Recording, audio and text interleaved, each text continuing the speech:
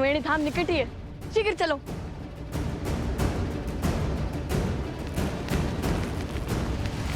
ऋषि कुमार,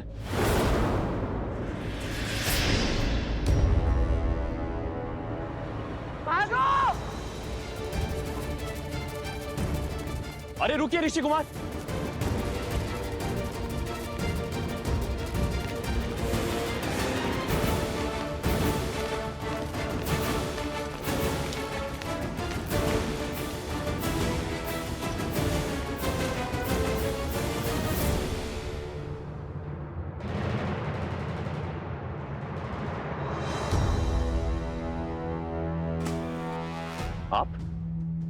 आपको तो मैंने अयोध्या में देखा था। और क्या वो ऋषि कुमार वही हैं जिन्होंने अयोध्या में गान किया था? क्या आप क्या कहना चाहते हैं? नहीं, वो नहीं है। तो फिर वो दोनों भागे क्यों? क्योंकि वो असत्य नहीं बोल सकते, किंतु मैं बोल सकता हूँ ना। आपने क्या हमारे अश्वमेध के अश्व को कहीं देखा है? सत्य कही, अन्यथा आपके प्राण संकट में पड़ सकते हैं। सत्य सत्य तो ये है, आप और आपके सैनिक कभी एक बाल ऋषि कुमार के प्राण नहीं हारेंगे। और दूसरा सत्य ये है, आप और आपके सैनिक लव कुश से कभी जीत नहीं पाएंगे। राजरुज, वो दिख गए, वो ऋषि कुमार। ऋषि कुमार रुको।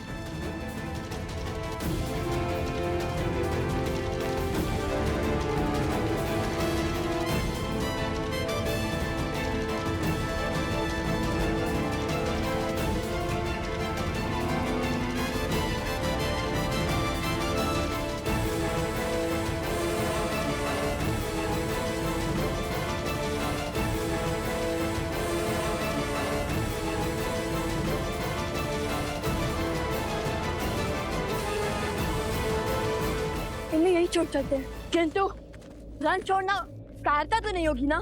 कभी कभी रण छोड़ देना ये सबसे बड़ी रणनीति है।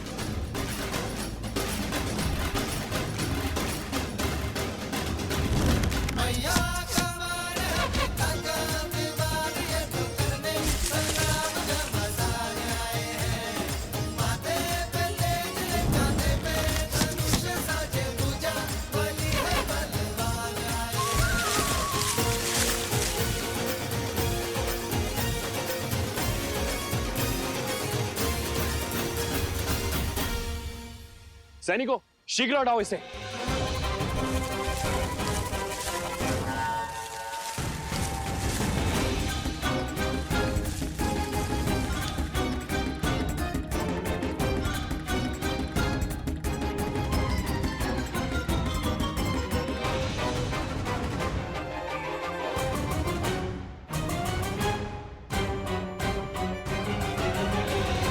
आज तक तो केवल रुके थे, अब फंसेंगे।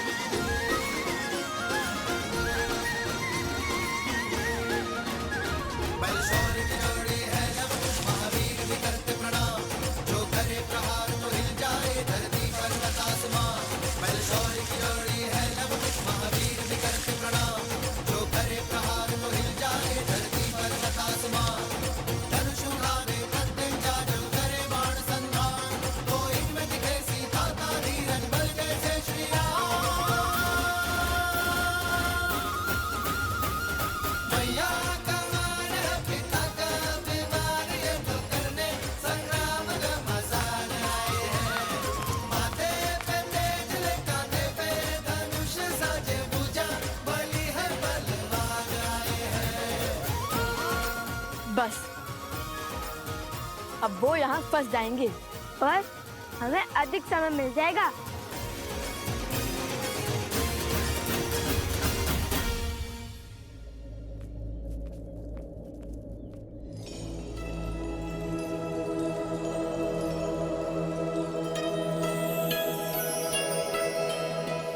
अंततः हम त्रिवेणी धाम पहुंच गए।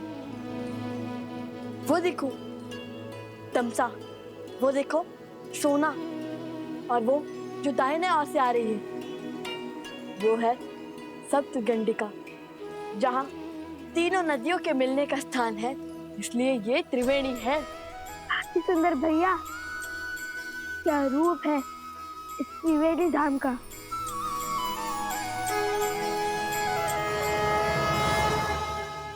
भैया अभी आंखें मूंदी तो मन में एक विचार आया। हमने अश्व को तो छुपा दिया, किंतु उसकी रक्षा के लिए किसी को नहीं छोड़ा।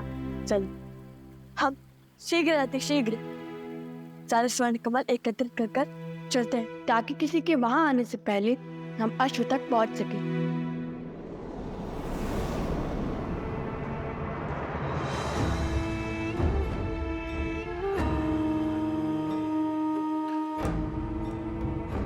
आओ प्रबंधासुर, देखो तुम्हारे परम मित्र और मेरे प्रिय पुत्र चंद्रबाहु की मृत्यु का प्रतिशोध लेने की घड़ी आ गई है।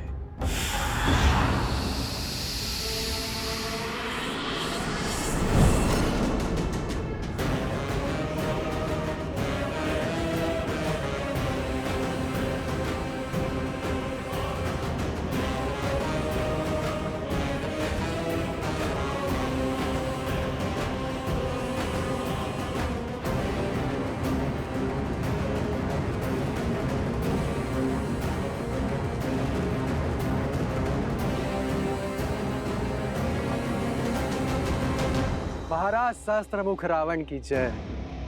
महाराज, जिस क्षण की प्रतीक्षा में मैं अब तक जी रहा था, वो क्षण, वो प्रतिशोध का सुख देने के लिए आपका कोटि कोटि धन्यवाद।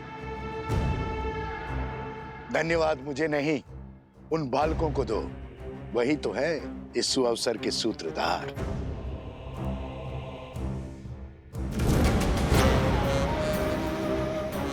मैं उस अश्व को मारकर उस राम के अश्वमेध यज्ञ को असफल कर दूंगा। वो जिस मर्यादा धर्म की ध्वजा लहराना चाहता है, उसे मैं तार तार कर दूंगा। कदापि नहीं। हमारे प्रतिशोध की पूर्ति इस अश्व की मृत्यु से नहीं होगी। जैसा मैं कहता हूं वैसा करो। किंतु महाराज, सामने खड़े सुअवसर को केवल मूर्ख ही गवाते हैं। मैं इस अश्व को मारकर सीधा राम को युद्ध के लिए ललकारूंगा। फिर वो तो क्या, उसके समस्त परिवार को समाप्त कर दूंगा मैं। अपनी क्रोधाग्नि को शांत करो, बल से नहीं बुद्धि से काम लो। वचन देता हूं, प्रतिशोध का ऐसा भव्य सुख दूंगा तुम्हें, जिसमें राम और उसका परिवार स्वयं ही एक दूसरे की मृत्यु का कारण बनेंगे। सोचो, एक बार में सबको मारने में आनंद आएगा, या उन्हें स्वयं ही एक एक करके एक दूसरे को मारते हुए देखने में आनंद आएगा। और अपनी योजना के लिए मैंने तुम्हें चुना है, क्योंकि छल में तुम्हें मात देना असंभव है। तुम कभी भी कोई भी रूप धरकर किसी भी वस्तु में प्रकट हो सकते हो।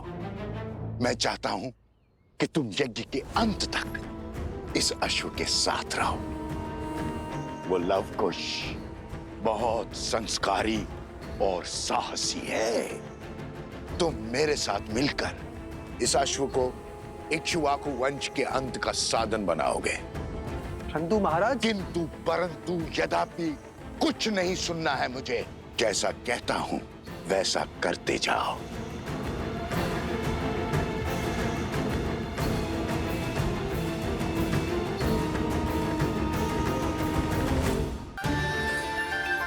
माता पिता के लिए संतान के प्रेम से मूल्यवान और कुछ नहीं हो सकता, फिर चाहे वो देव हो या दानव, मानव हो या पशु।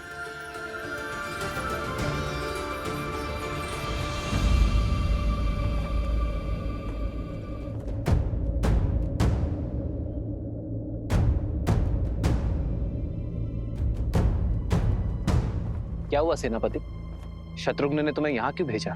मुझे क्षमा करें महाराज, उन्होंने मुझे अति शीघ्र अयोध्या लौटने का आदेश दिया है, क्योंकि मेरी चौकसी में यज्ञ का अश्वक हो गया। अश्वक हो गया?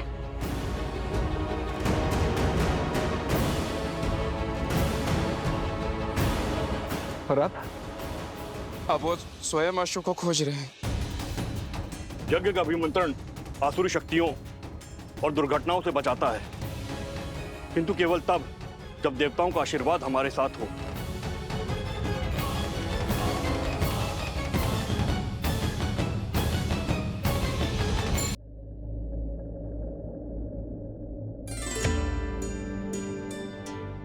यज्ञ का अश्व लव और कुश ने पा लिया है। क्या इस पर अब भी कोई संकट आना बाकी है? क्या देवताओं को श्री राम का यज्ञ अस्वीकार है? उद्देश्य की पूर्ति हेतु बाधाएं तो मार्ग में आती ही हैं।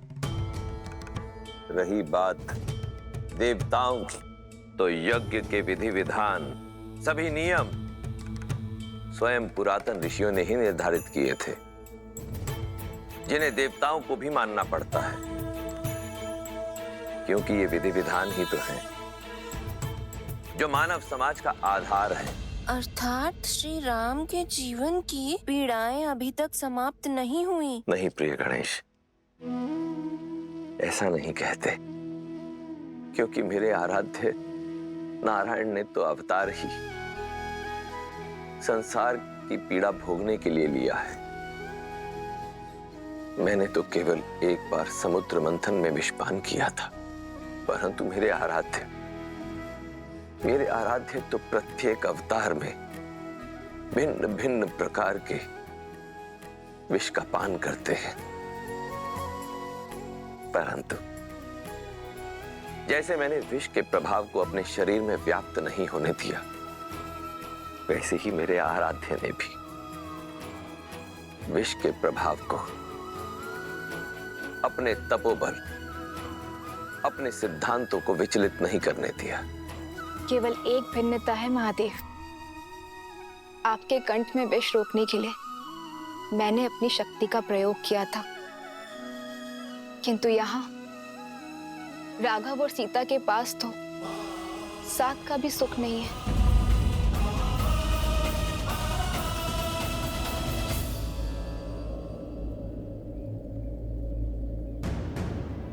मिला क्या? स्वर्ण कमल छोड़िए, मुझे तो साधारण कमल भी नहीं दिख रहा। ठंड के कारण तो कुछ भी दिखाई नहीं दे रहा है। चलो तनिक समीप चलकर देखते हैं।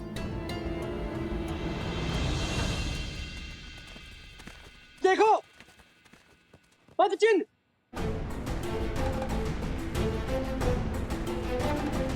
अरे अरे रुक जाइए, ये कोई छल है।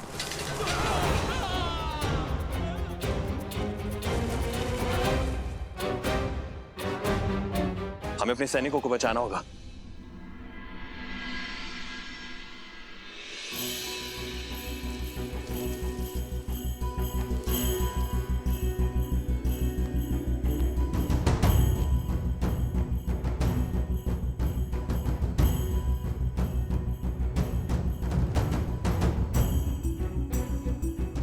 यहाँ भी नहीं है।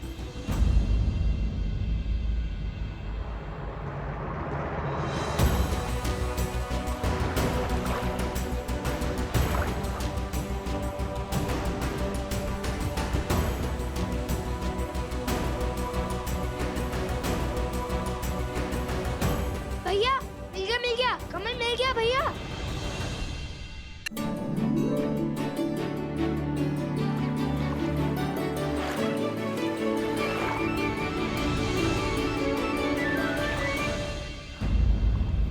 हाँ, कमल तो है, किंतु स्वर्ण कमल नहीं। आज सोम हमारे साथ नहीं है, तब भी दुर्भाग्य हमारा पीछा ही नहीं छोड़ रहा। हाँ,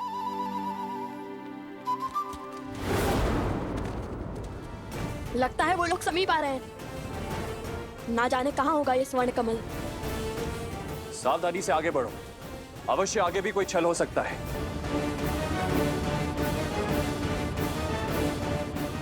कुश,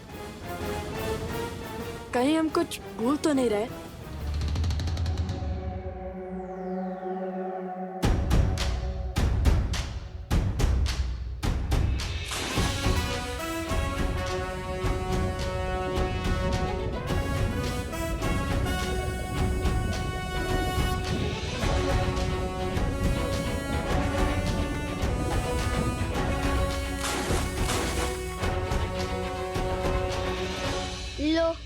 अब तो स्नान भी कर लिया, अब तो मिले स्वर्ण कमल।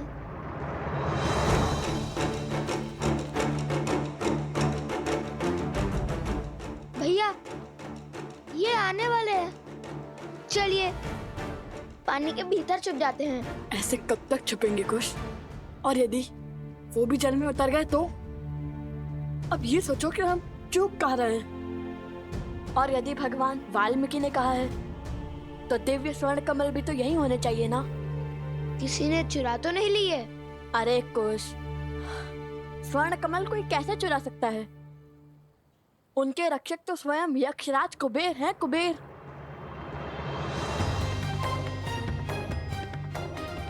तो यहाँ चूक हुई है हमसे। कुबेर मंत्र का जाप करने को कहा था गुरुवर भरद्वाज ने हमें।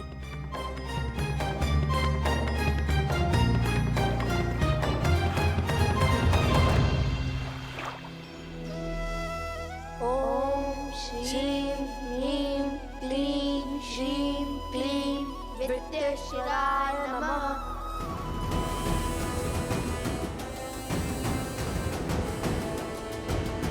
नदी की ओर चलिए। अवश्य ही वो अपनी प्यास तृप्त करने नदी की ओर भागे होंगे। ओम श्रीं ह्रीं क्लीं श्रीं विद्येश्वराय नमः। ओम श्रीं ह्रीं श्रीं क्लीं विद्येश्वराय नमः। ओम श्रीं ह्रीं क्लीं श्रीं क्लीं विद्येश्वराय नमः।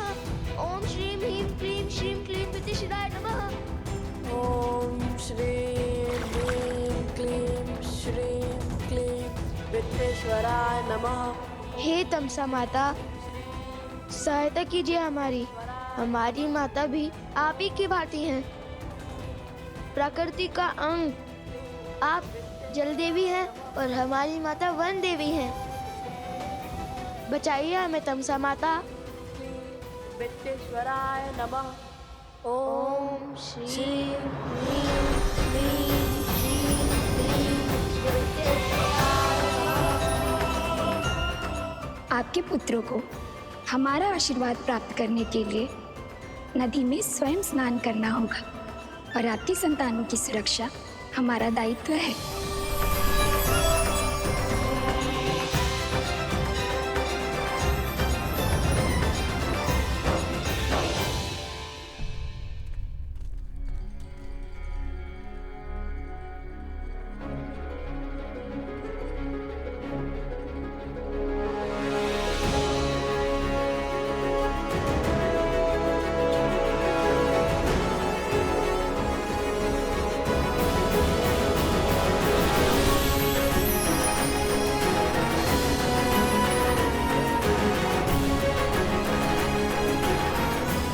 भैया देखिए,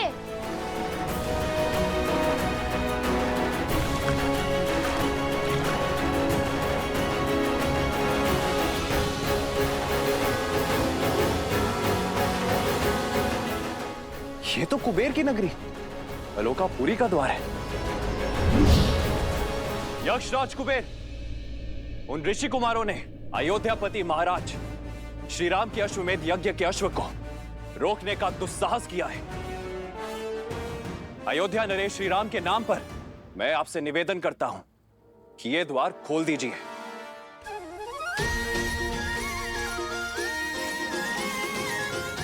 ये तो अवश्य ही यक्षराज कुबेर की नगरी आलोकपुरी लगती है।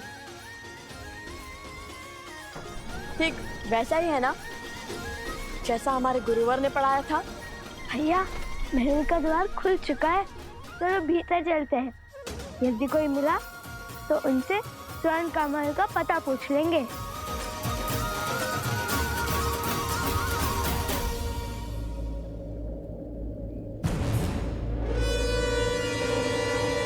सत्य कहते हैं भैया, भय बिन होए ना प्रीत। यक्षराज कुबेर, यदि आपने ये द्वार नहीं खोला तो आपको मेरे बाणों का सामना करने के लिए सज्ज होना पड़ेगा। और स्मरण रहे, इक्ष्वाकु वंशजों के बाण कभी भी खाली नहीं गए हैं।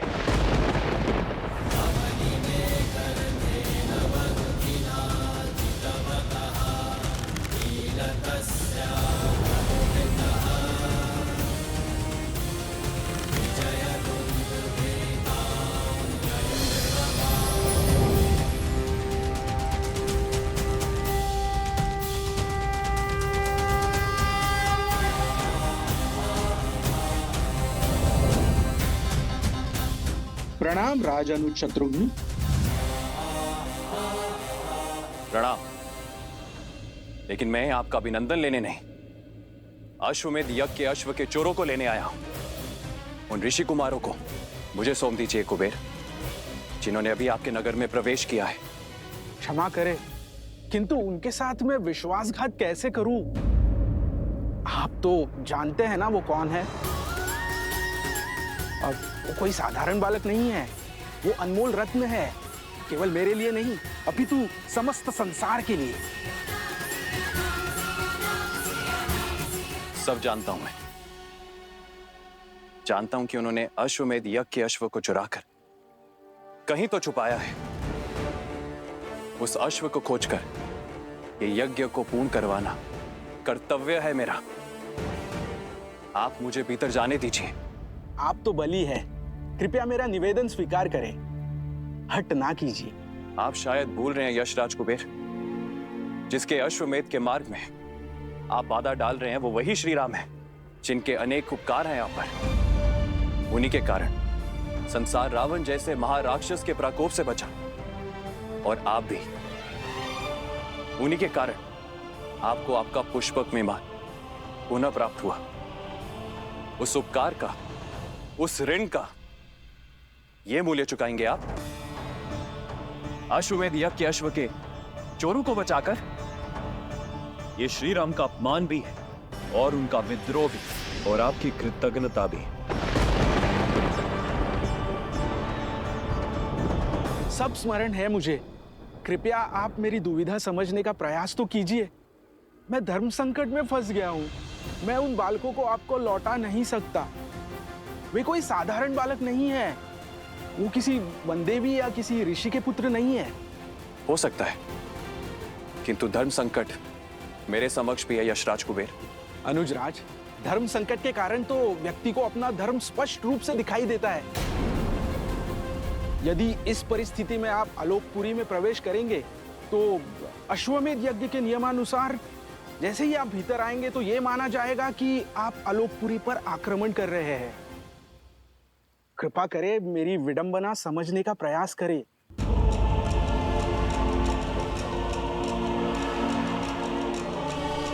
ठीक है, खेलिए दाव, पर भूलिएगा मत, चोर का सहायक भी चोर ही होता है कुबेर। वो बालक अधिक समय तक आपके संरक्षण में नहीं रहने वाले हैं। शीघ्र ही उन बालकों को महाराज श्री राम का सामना करना होगा। उस क्षण की प्रतीक्षा तो समस्त संसार को है।